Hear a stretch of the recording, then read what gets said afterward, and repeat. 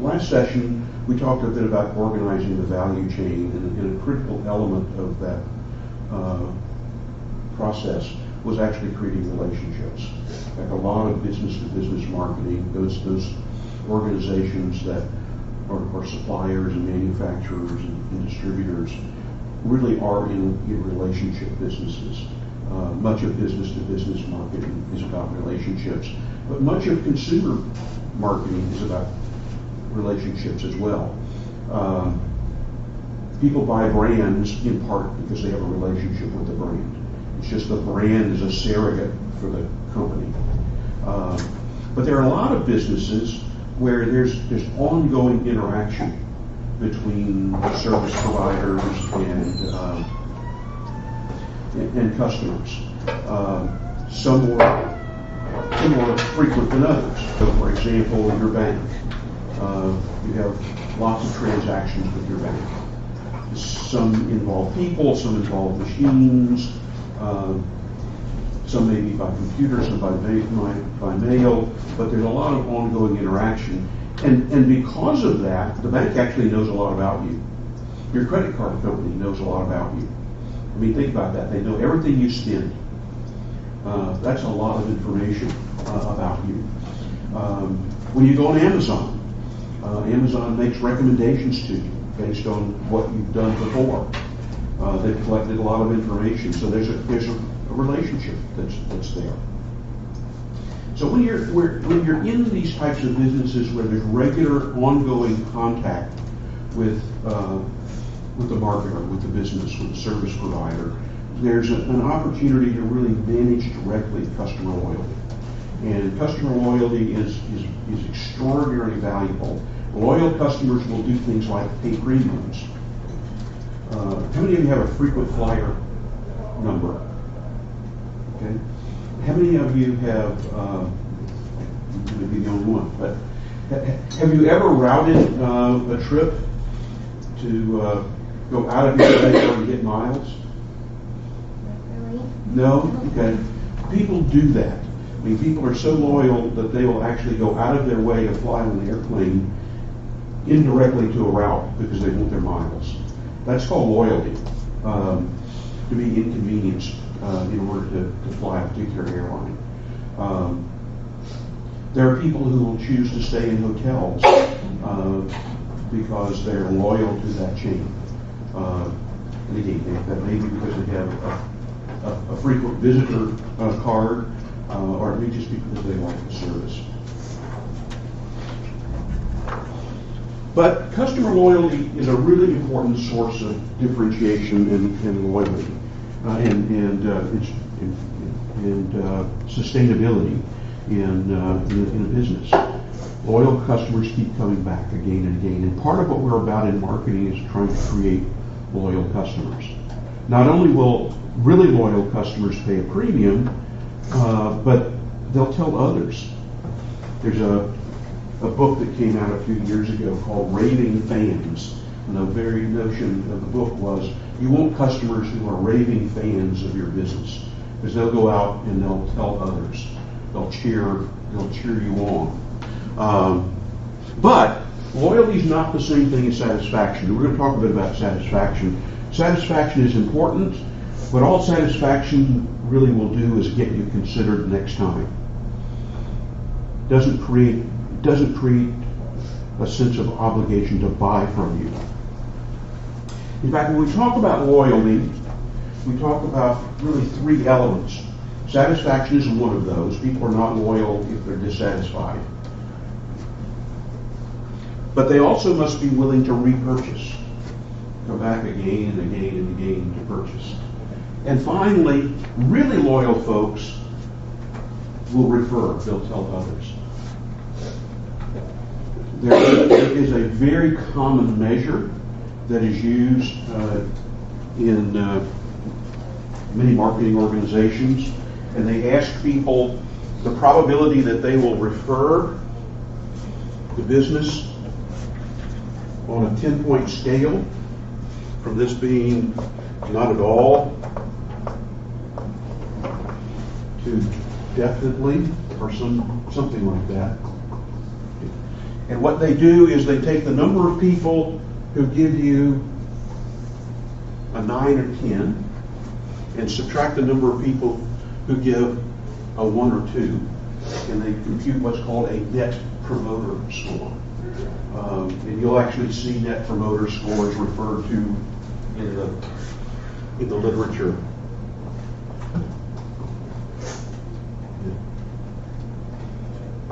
Net promoter. You'll see this in business magazines.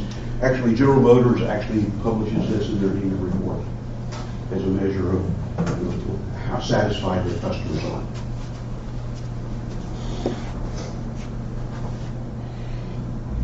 In fact, the reason that satisfaction and loyalty is really important is because it's the root of successful business strategies. There are really two strategies, and satisfaction and loyalty play a role in both.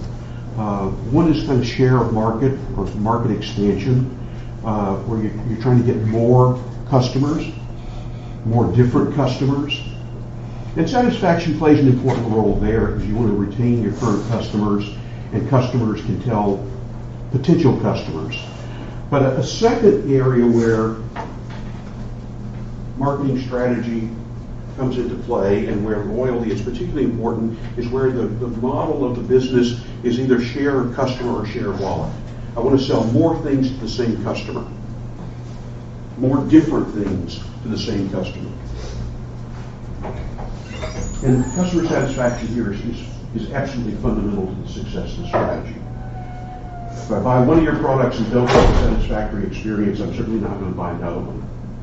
But if I bought one of them and had a really good experience, I may buy again.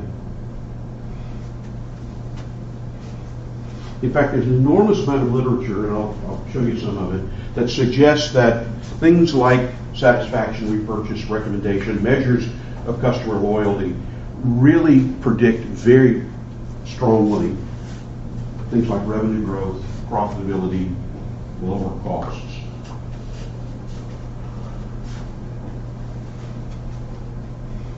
We live in markets that are very fragmented. You have lots of options. In fact, some people say we have too many options, too many choices. But what we know is that people are different. And as a result, in many cases, firms that have large market shares often have the most dissatisfied customers. Why would that be? Why would a firm with a really large market share have a lot of dissatisfied customers?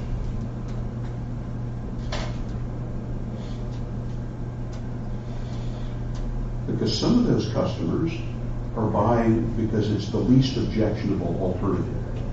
They're not buying because it's really a great match for what they want. They're buying because they need it, they need the product, and this is the one that's the least objectionable of the ones that are available. Might think about it in terms of a distribution of preferences. If this is a distribution of preferences in the marketplace, and we have two products in the market, product B here is going to have a relatively small share because it's out here and going to pick up this part of the market here. A is going to pick up all of this. The problem, though, for A is that a lot of these people out here don't really prefer the product. It's just better than B for what they need, but it's not really a great match for them. And so A here, although it looks like it has a big market share, big business, is really quite vulnerable. Because if somebody came in and plopped a product here, suddenly they're going to take a significant share.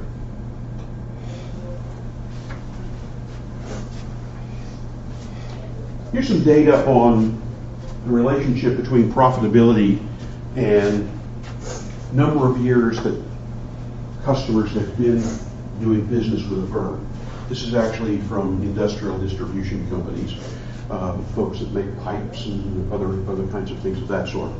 But what you see here is that the longer customers have been doing business with a firm, the more profitable the customers become. One reason for that is early on you're spending money on building relationships. There's a cost there. Once people have been business with you for a long time, you don't have to go find them. You know who they are. They keep coming back, so you don't have nearly the marketing costs. Coupled with the fact that the longer the firm has been, the individual customer has been doing business with the firm, the more they're likely to be buying. Here's a credit card example. How many of you have gotten a recent credit card promotion? Any of you? Okay. What did they offer you? Is it more credit and then more cashback? Okay, more credit and more cash back. Okay. All right. Anybody else? Okay. Well, as soon as you graduate, I assure you, your mailboxes will be full of promotions for credit cards.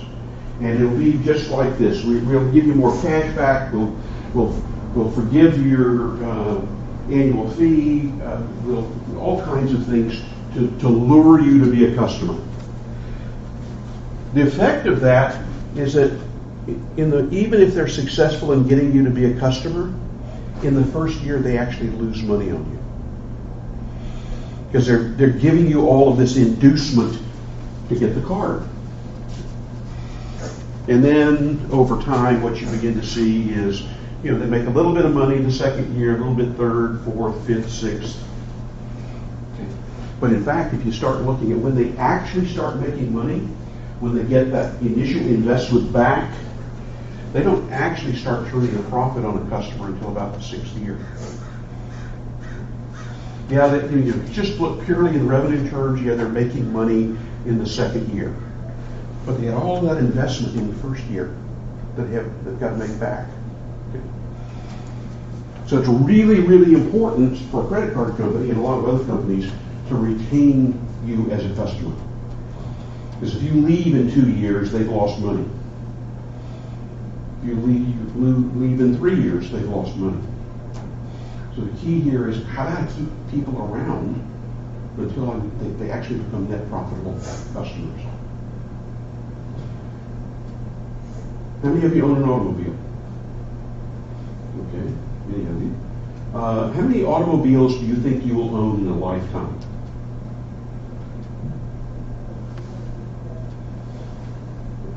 I can tell you what the average is in the U.S. It's 12. It's a lot of cars over a lifetime. What's the average cost of a car? Let's pick a relatively cheap one, say $30,000. What's 30,000 times 12? $360,000.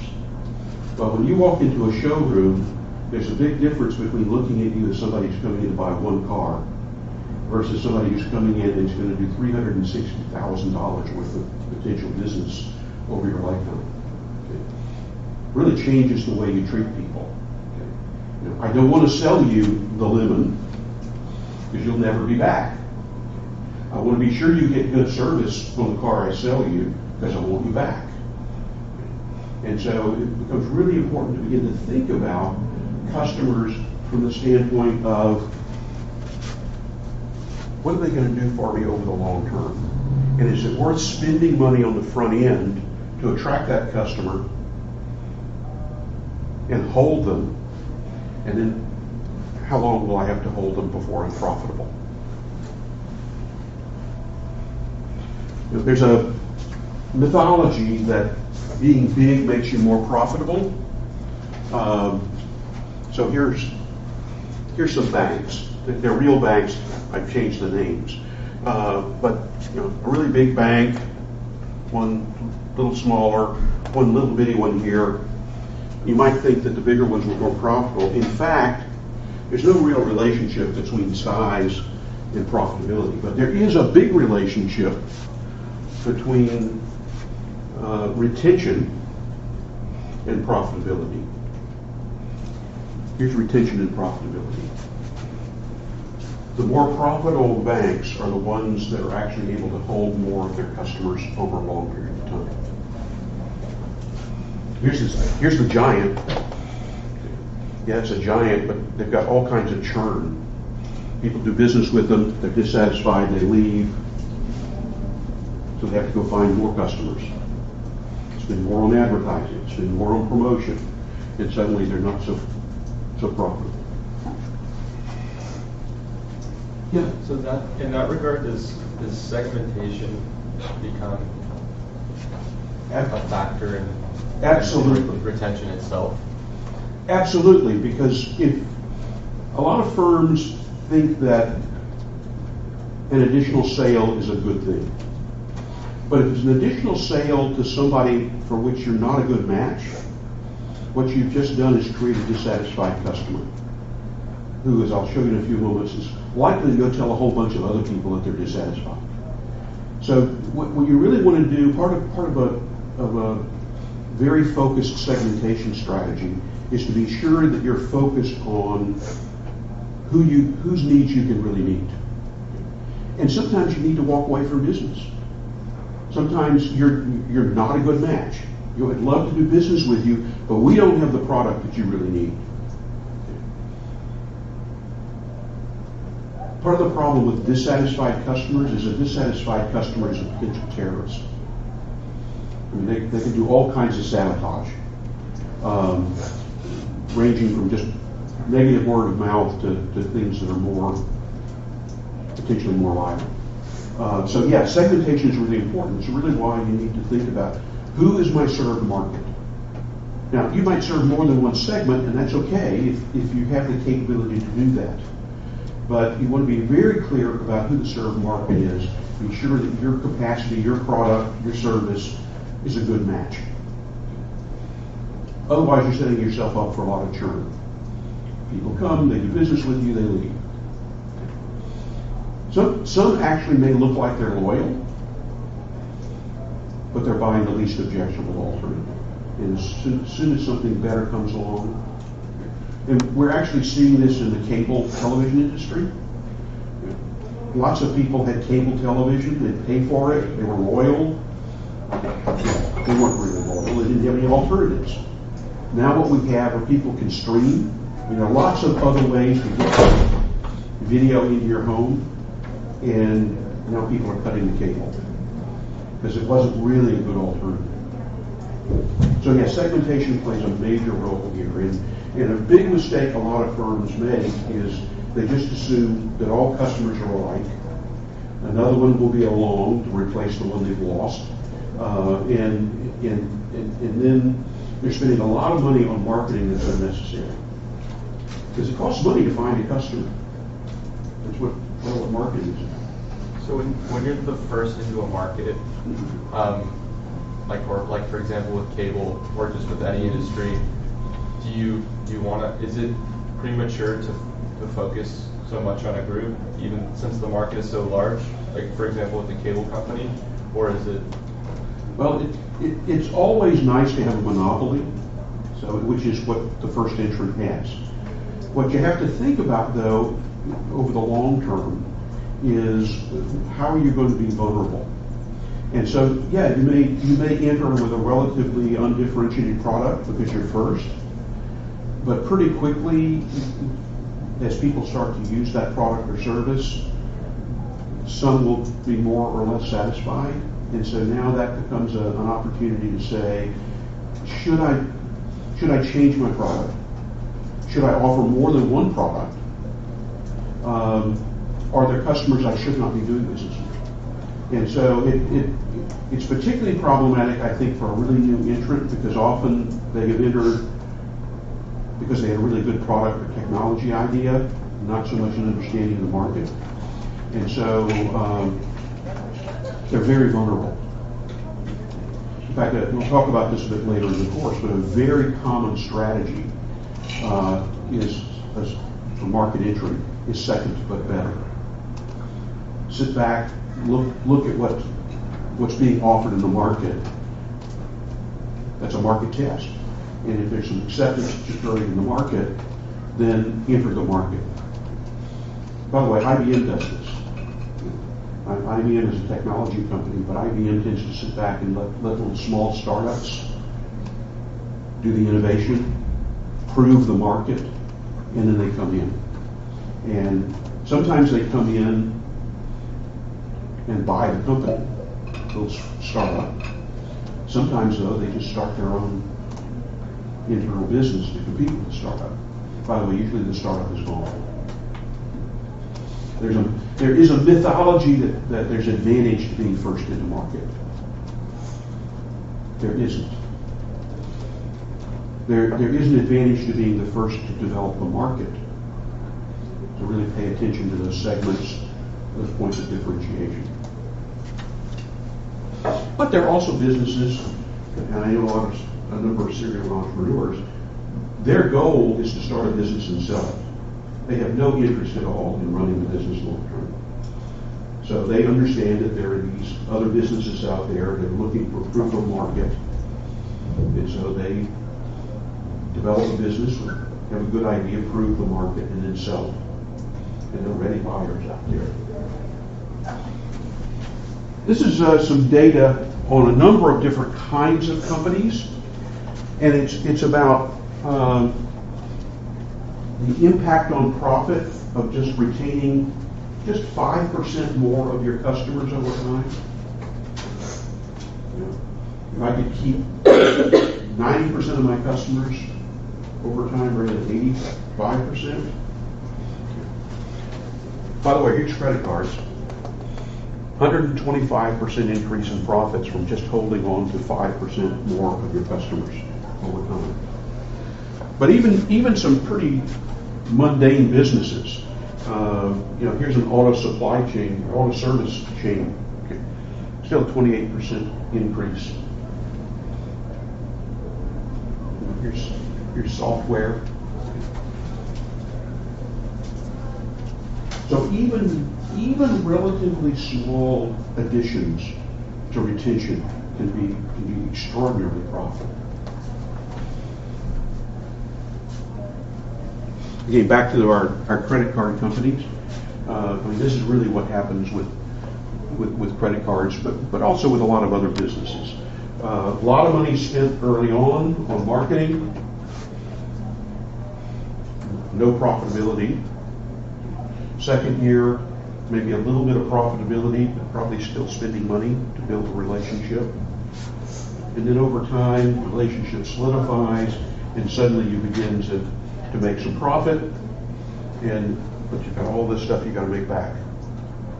And so it's only when you get out into multiple years that you really start to make a profit on the customer. So why does that happen? Well, there are several reasons it happens. First of all, if you get increased loyalty, people come back and they purchase again. And again, and again.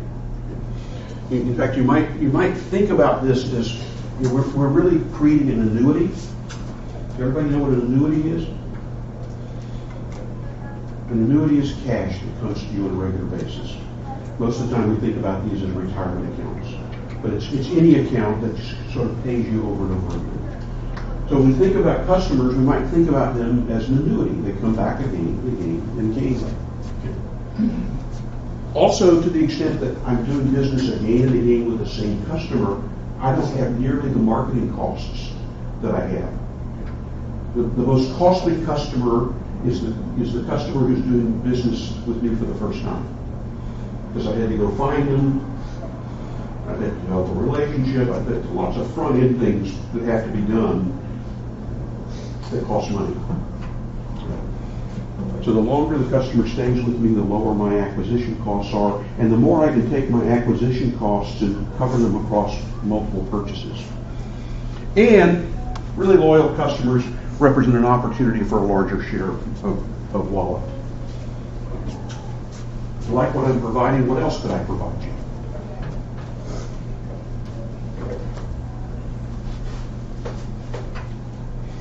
We have all kinds of measures of customer loyalty. We have all kinds of attitudinal measures.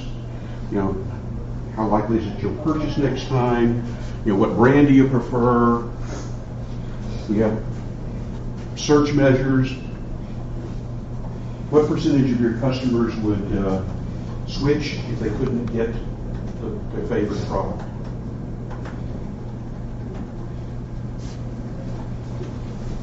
There's such loyalty in some product categories that people simply won't buy something other than their favorite brand.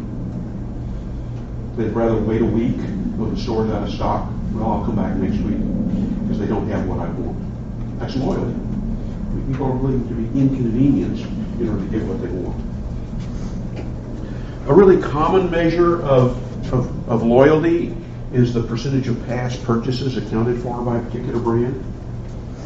So the last 10 times you went to the store, what brand did you buy? There's willingness to pay measures. How much are people willing to pay? Are they willing to pay a premium? How much of a premium? And then sort of how much of all of the things that they're purchasing are they willing to purchase from a particular company or brand? There's some metrics that are really important when you're running a business that's focused on loyalty. One is the number of customers retained. We call that the retention rate. So it's basically how many customers come back versus the total number of customers. Simple little ratio. So is it 80%? Is it 90%? Is it 5%? By the way, if it's 5%, you won't be in business very long.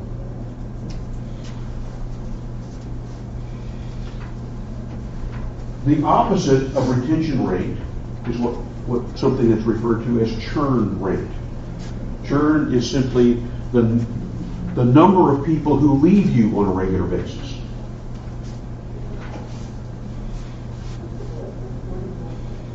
And again, if you have churn rates that are in excess of about 20%, you probably are not going to be in business for very long.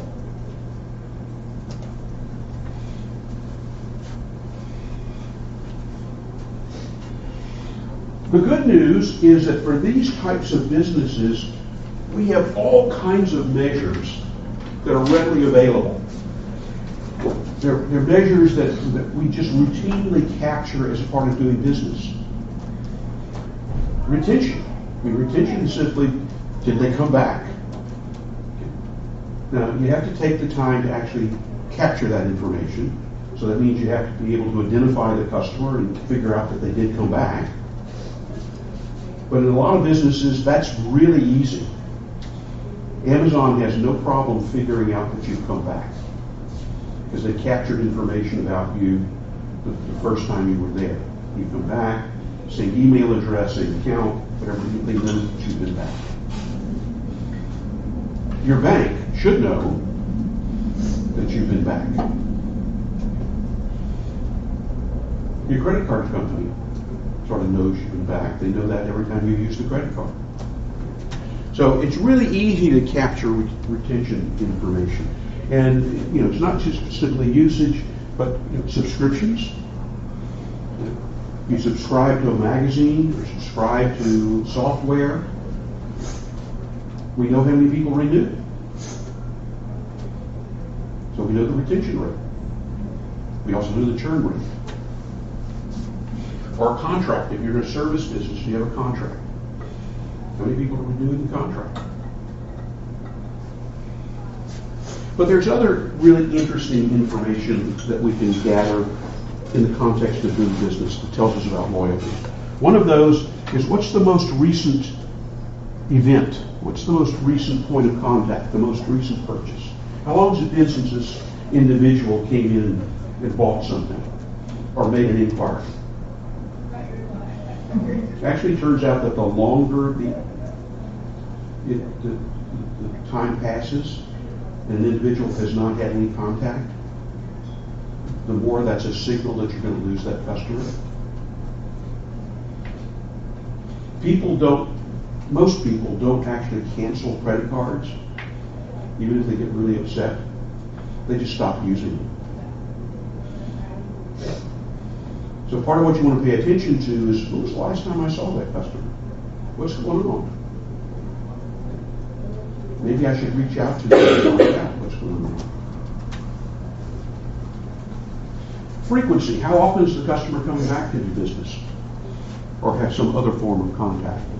How many times?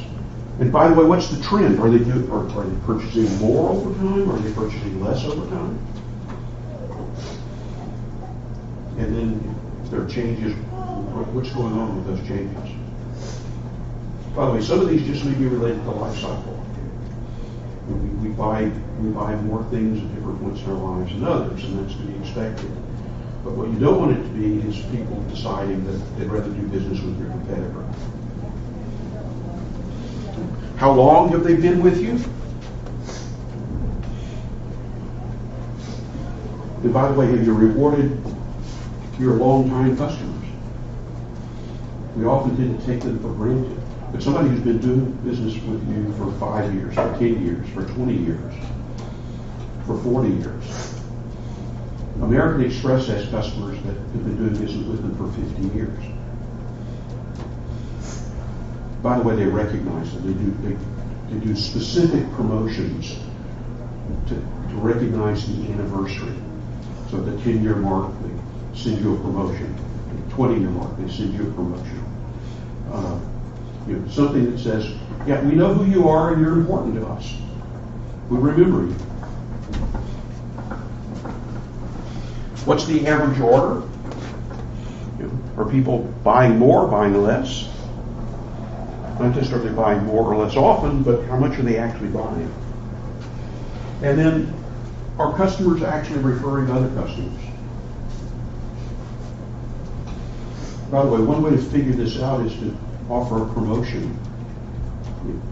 You bring us a customer and you get something. Now I not only have got the new customer, but I've rewarded you for helping me get that customer. So I'm probably more likely to retain you. All of these measures are things that are really, really easy to capture in the course of doing business. Unfortunately, a lot of firms don't capture it.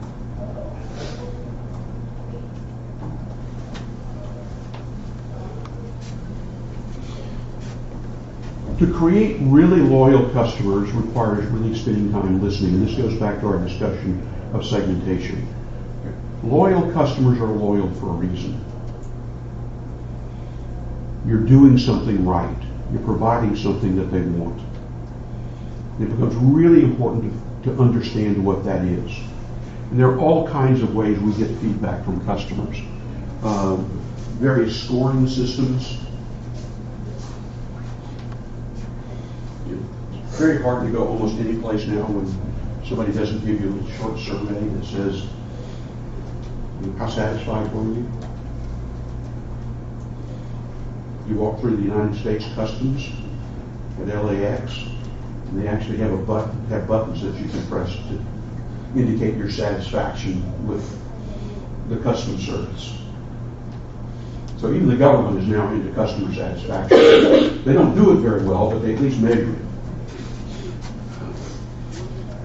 Complaints, comments, suggestions. Lots of really great ideas come in through complaints. When Intuit releases a new version of its software, QuickBooks, the design engineers, the software engineers actually sit with the help desk for the first 24 to 48 hours to listen to the calls that are coming in, because they want to hear what people are asking about, because it's usually telling them something about the product that probably needs to be fixed.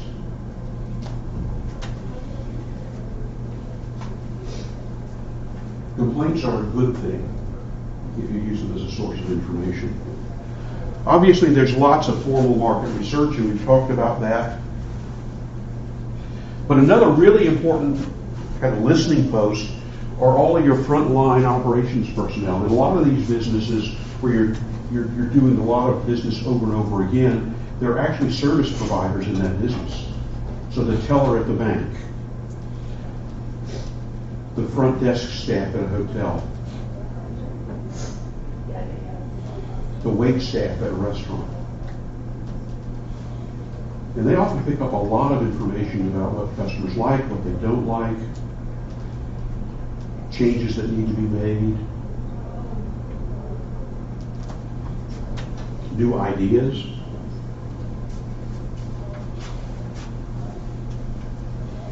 There are a couple of restaurants that I frequent, and at least once a month when I'm there, there's a conversation about, what do you think of our menu? What would you put on, is there something on the menu you'd like that's not there? And they're fishing for ideas. You know, there's enough people suggest something, probably ought to go on the menu. Again, really inexpensive source of ideas for a business. And then you can actually put your customers into your planning process. I mentioned in our last session, Boeing puts its customers, its airlines, on its product design teams. Because that's who they're going to be selling to. Well, let's get input, not after we've built the product, but as we're building the product, so we can be sure the product is a really good match.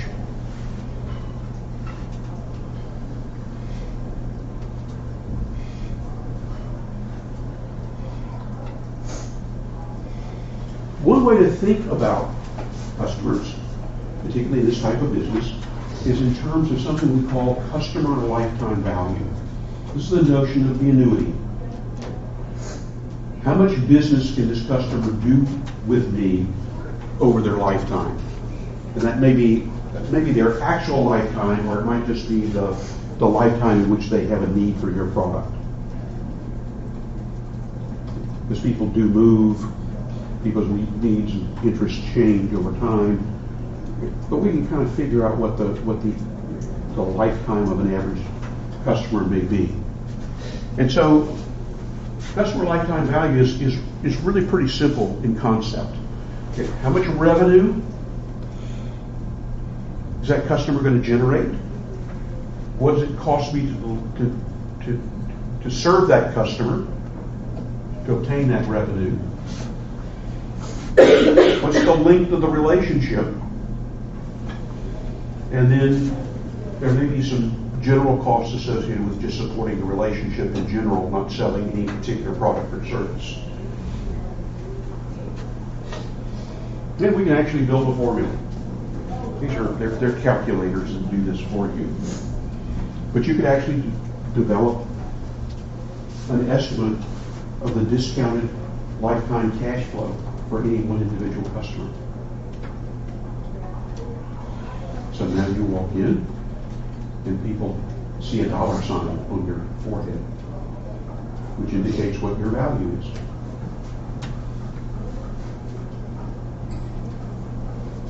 We'll come back to customer lifetime value in a moment. But one of the things we do know is that people talk to other people. And in the world of digital and social media, you can talk to lots of people. Lots of reviews online, lots of posts. And what we know is that there's a relationship between satisfaction and telling others. First of all, your satisfied customers are less likely to tell others about their satisfactory experience than your dissatisfied customers are likely to tell others about the unsatisfactory experience. So it's always, the deck is already stacked against you. If you make an error, if people have an unsatisfactory experience, many more people are going to know than if you deliver a satisfactory experience. But it's a little more complex than that. If I have a small problem and I'm satisfied with it, I'll probably tell about 5 people on average. This varies somewhat by industry and product. If I have a small problem and I'm really dissatisfied, I'll probably tell 10 people maybe. Okay. We certainly know the ratio is about 2 to 1. If I have a really large problem and it is resolved satisfactorily, I'll tell people about that, but I'll tell even more people about large problems where I have an unsatisfactory experience. In fact, we sometimes talk about the tip of the iceberg. Only about 5% of complaints in any business manage to get up to senior management. About not quite half will complain to frontline personnel. the service provider, the bank teller, the waitress. Problem is, in most organizations, those people have no authority to solve the problem. So they have to push it upstairs, if it gets pushed up at all. And then 50% don't even bother to complain. They just disappear. They don't do business with you again. And tell a lot of people. This is one reason why it is so important to identify sources of dissatisfaction among customers and address them. A number of years ago, when I moved to Southern California, I moved from Nashville, the moving company lost my household. I mean, all my household goods were in a truck, and they disappeared. 2 weeks later, we did find them in Dallas, in a trailer. But in the meantime, I was anxious about where my household belongings were. And I was calling people at the moving company to see if I could find something. And I finally got frustrated enough that I called the president of the company. And I didn't get him. I got the secretary. And the secretary said, and I explained what the situation was, the secretary said, "Oh, the president doesn't speak to customers." By the way, that was North American Determinants. Notice what I just did. I just told you about a really unsatisfactory experience. And that's what happens. By the way, that happened a long time ago, but I still vividly remember that.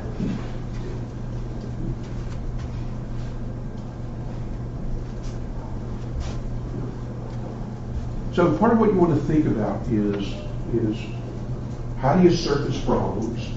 If it's a big problem, how do you resolve it? Small problem, how do you resolve it? And what should be the route for solution? There may be some problems that are so large that only the owner or senior managers can deal with it. But in really well-managed service organizations, the frontline personnel have a lot of authority to solve problems immediately. How many of you shopped at Nordstrom's? Okay. What do you think of the service at Nordstrom's? By the way, all of those people on the floor selling you things are highly empowered. You want to take something back? By the way, including things you may not have bought there, they can take them back. They don't need the authority. They don't need anybody to give them permission. They just want you to be a satisfied customer. And they've been trained to do that. Any service business, any business where there's interaction between people, you really want the ability to resolve problems at the lowest level in the organization. This is true in any organization. How many of you have visited any healthcare provider recently? Doctor, dentist? No? Oh, good, you're all healthy. Physicians do, in healthcare generally, service is terrible. You make an appointment, and you arrive, and your appointment time comes and goes, and you're still there 20 minutes, 30 minutes later, waiting to see the doctor, the dentist, whoever. What signal does that send about how important you are?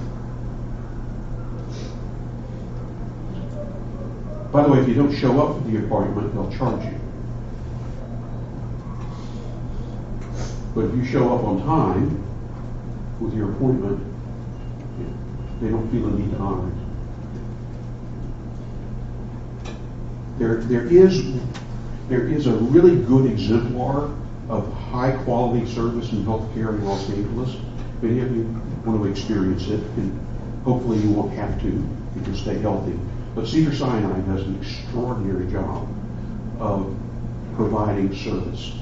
When you walk into the hospital, you're greeted. When they take you, when you're going to take, by the way, they're on time in most cases. And then when they do their intake, they come out and greet you again. And there's just a whole host of little small things that don't cost much that say you're important. And by the way, when your health is at risk, you really want to feel like your healthcare provider cares.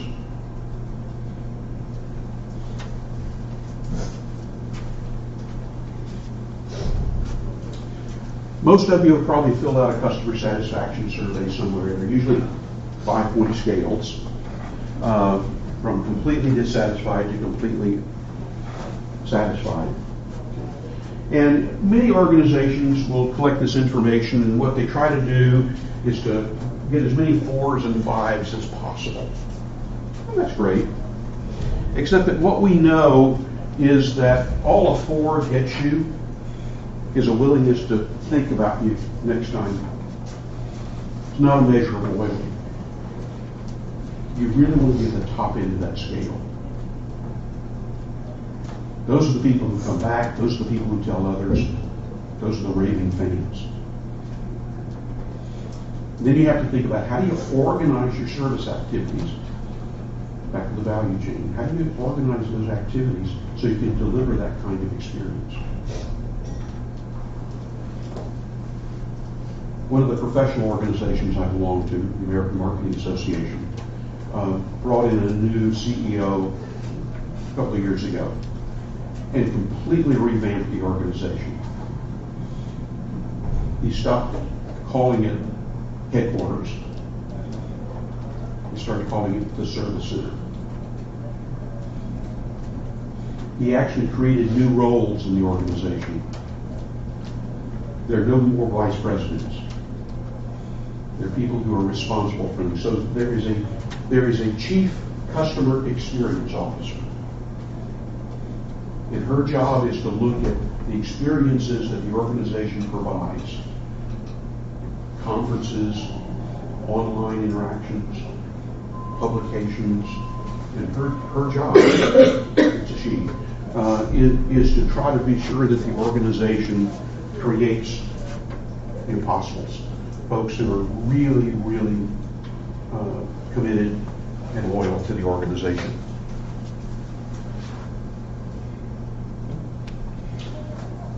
It's really not rocket science. You deliver really good value, people are going to be satisfied.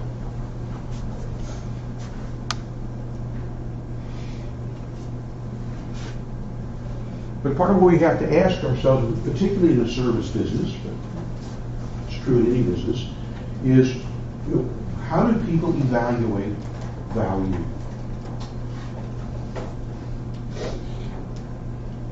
How do you know whether you're getting good health care from a healthcare provider?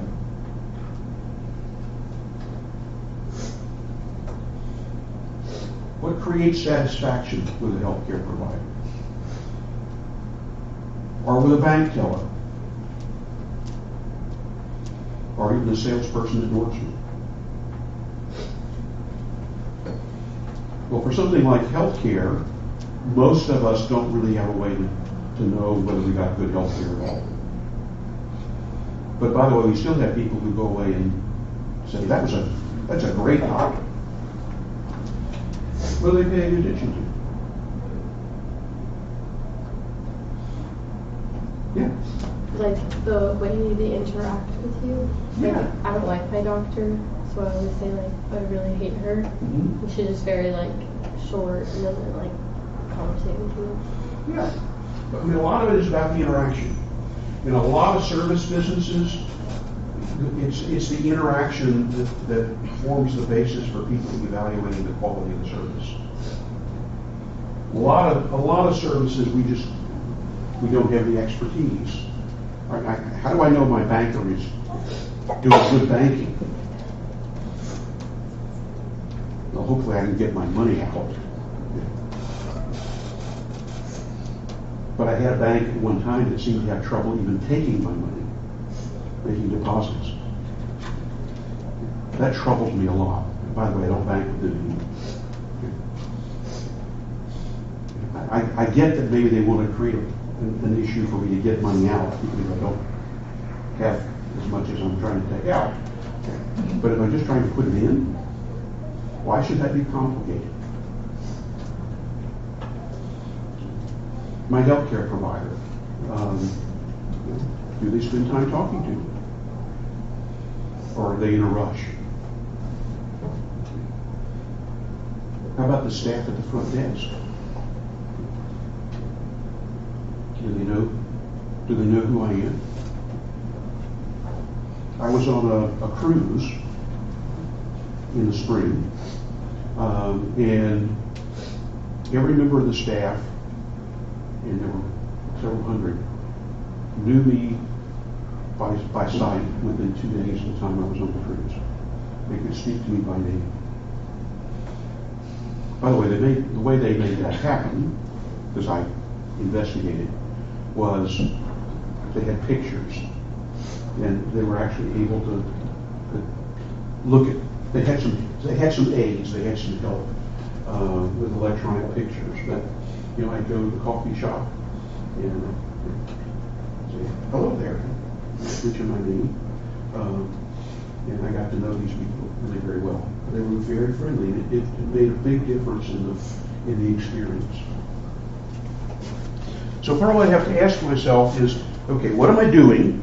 I mean, there's a real service, a real product that I'm offering with a real benefit of some sort, and then how does that map into the way customers evaluate it?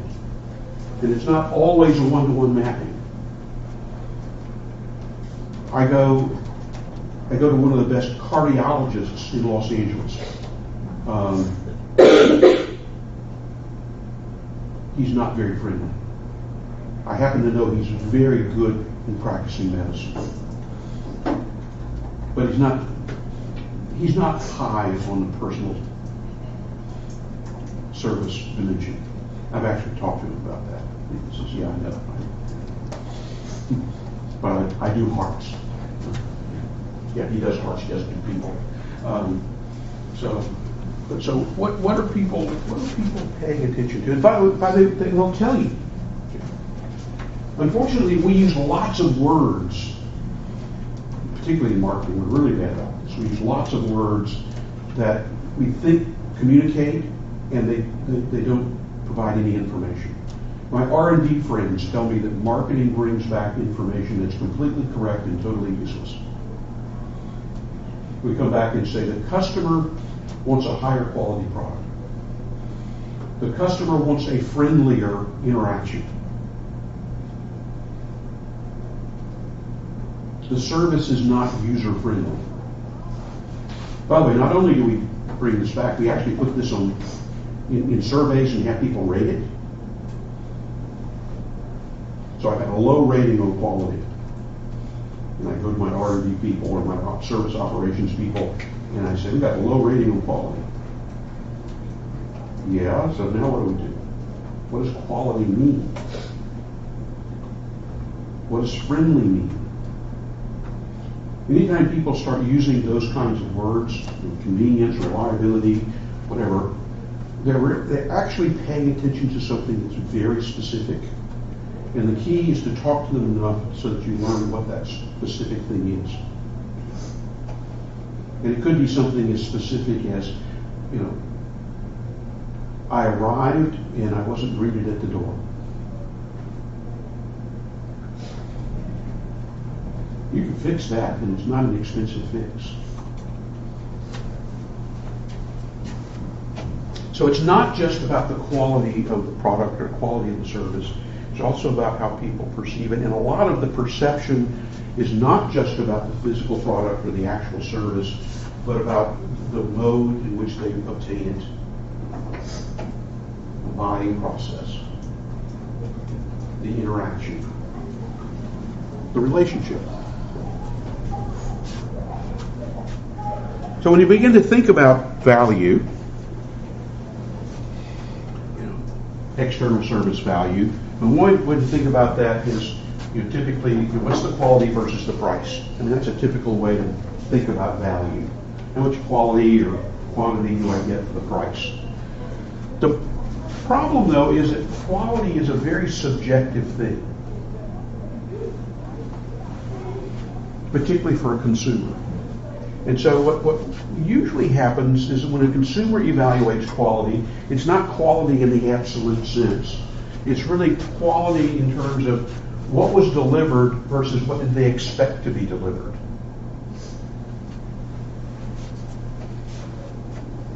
What was the expectation?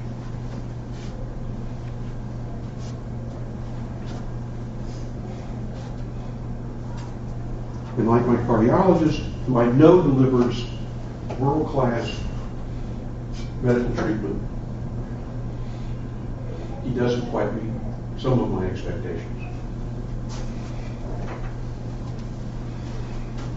But price is also another somewhat fuzzy concept.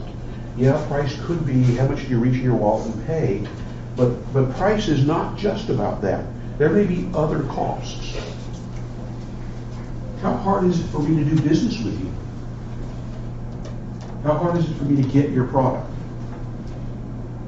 How many hoops do I have to jump through in order to obtain the service I want?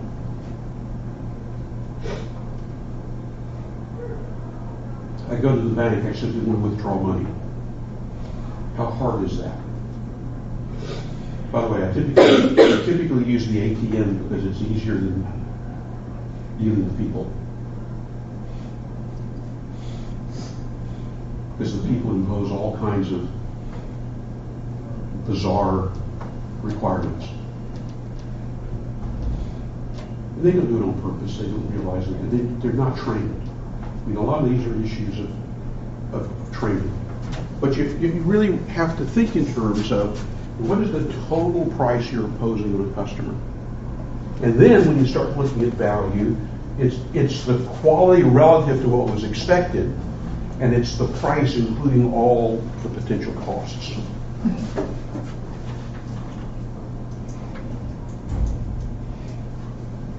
There is a concept in the service industry called total quality or total service that recognizes that there are a number of different elements in a product. One, there's kind of the basic element.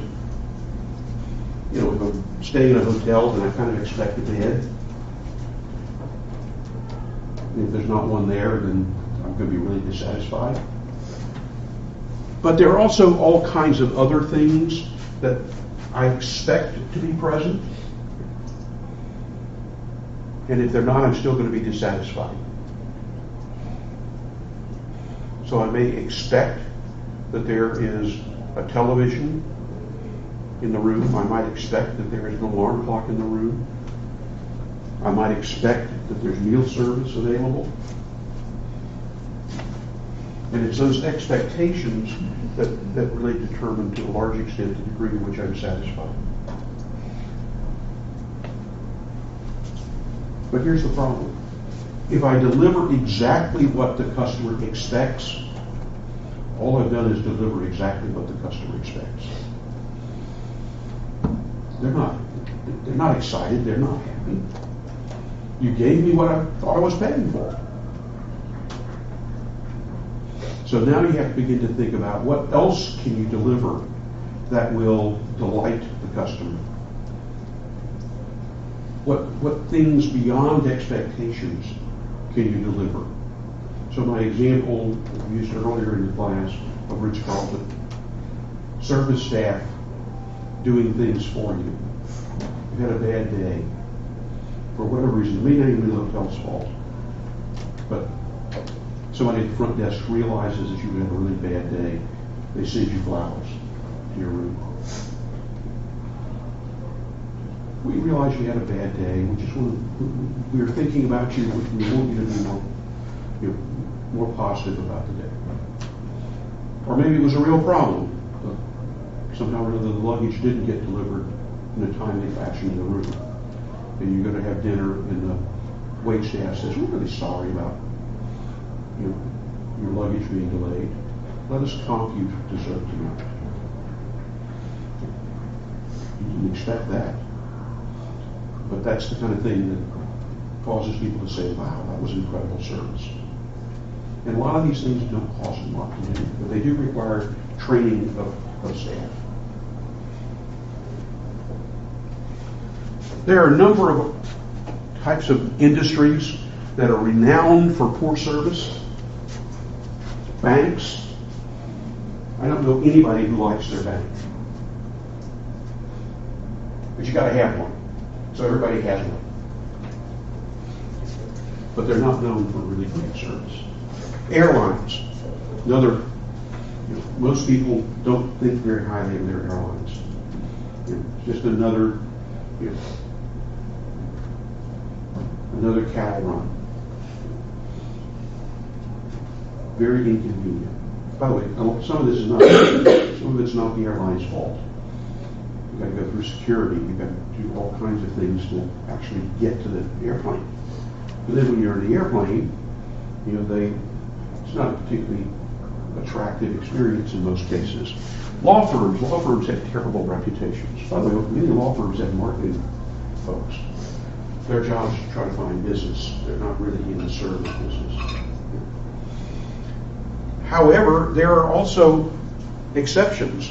Southwest Airlines has a really good reputation in its market segment.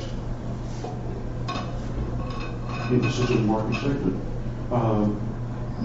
is an exceptional airline. It's friendly, it makes things easy, they're prompt. By the way, they don't create really high expectations. Nobody expects a gourmet meal on Southwest. In fact, nobody really expects a meal on Southwest. But no one complains about the food on Southwest. Because nobody had expectations about any food on Southwest. On the other hand, think about the other airlines, American, United. People complain about airline food all the time. Well, why? Why would they not complain about Southwest and complain about American? It's all about expectations. I mentioned Intuit, and I mentioned Ritz-Carlton. So, a really good way to think in terms of the customer's experience is in terms of something called the customer's journey. Customer journey has become a term of art now in marketing for the last few years. And when we talk about the customer's journey, it's what does the customer have to do in order to obtain the benefit they're seeking? And it's a matter of sort of working with the customer to figure out the steps in that journey. And that journey often has things in it like emotions. How are you feeling as you shop? How are you behaving as you shop or obtain service? Who are you as you shop? By the way, people actually take on different identities in different contexts. Same person can shop at Walmart and at Nordstrom.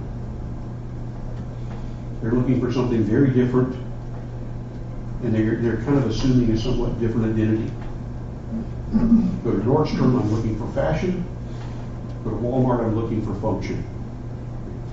So at Walmart, I have my function hat on. I go to Nordstrom's, I have my style hat on.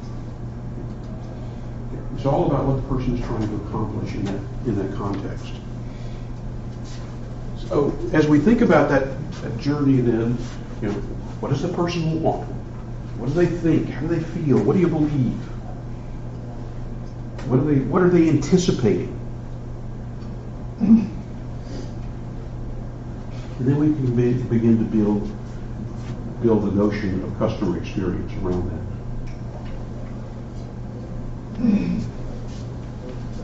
So, in summary, customer loyalty is really fundamental to the success of a business. Sometimes that loyalty is to a brand. And the brand serves as a surrogate, as a substitute for the actual firm or people in the firm. And that's usually because the product is sold in a retail outlet or online, and there isn't much personal interaction. But there are a lot of products where the personal interaction is actually a part of what people are buying. And I need to give real consideration to not what I think I'm selling, but what the customer thinks they're trying to obtain. And that means understanding what customers value. And yes, it's often the product, it's often the service, but it's usually something beyond that. And it's not just about the product or the service, it's also about the buying experience itself. How you're going to deliver the value. This is one of the reasons why we talked about the design of value delivery systems, the design of the value chain, is because it's about creating a set of activities that's going to create the experience the customer wants and expects. That usually means having really well-motivated, well-trained, well-managed employees.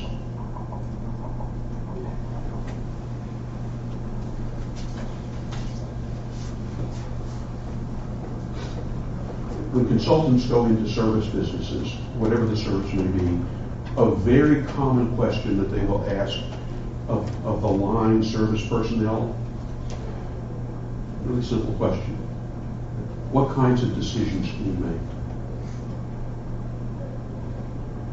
And if the answer is, well, I can't make any decisions, we might offer a few examples.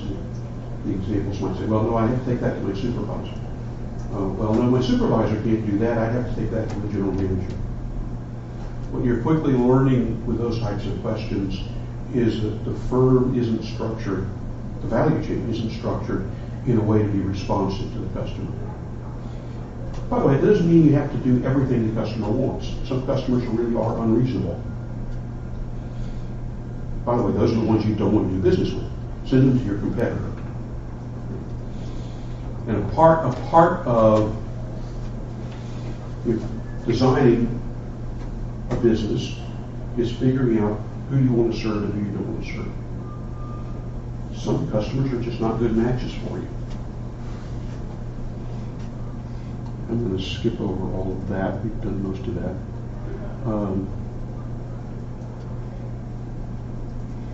There's some examples in your text of how you compute this stuff.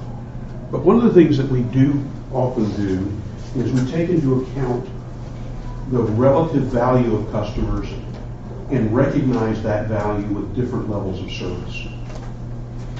So for example, American Express has a little green card. That's their basic card. But if you're willing to pay a little bit more, you can get a gold card. And a little bit more, you get a platinum card. And so part of what you want to try to do is to think in terms of how do I get more business from a customer and recognize that they are loyal, important customers. So early on, with a customer, there's a market opportunity. The idea is to get them to spend more money, ultimately get them to move up to a higher level. By the way, if I'm moving them up to a higher level, which indicates that they're spending more money with me, they need to be getting something for that additional money. Frequent flyer programs on airlines. Yeah, you can be a frequent flyer, just a basic frequent flyer. But you can be gold. Gold means you flew more miles. And you get a few added benefits. You can be a platinum. You can be a platinum premium. You can be an executive platinum. To be an executive platinum customer at American Airlines, you have to spend at least $25,000 to travel in a given year and travel at least 100,000 miles, air miles. By the way, that's a lot of time in the airplane. But they make it worthwhile. There are a lot of benefits associated with reaching that level. On the other hand, there are folks who, at least from our perspective, doing business, are kind of losers. And you probably want to fire them. What do you think about the concept of firing a customer? How would you fire a customer?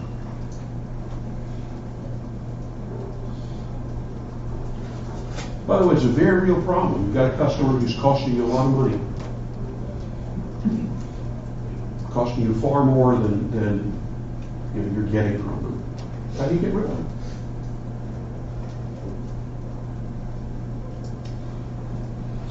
One thing you can do is to create differentials in pricing. You don't do as much business, so you don't get as big a discount. You do lots of business, I'm going to give you a discount. And by the way, we can adjust the base price so that it kind of works for us.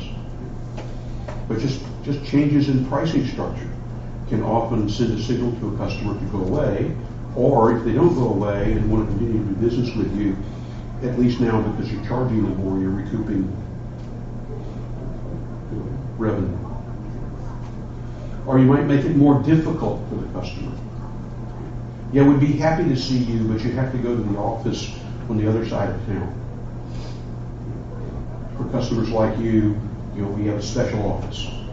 Just happens to be 20 miles away. If you're a really good customer, we'll come to you. So there are all kinds of things that you can build into the value chain, the value delivery activity that reward really good customers, and you want to do that, and that really punish or at least don't reward customers you probably don't want to do business with. And there really are customers you don't want to do business with. Let your competitors do it.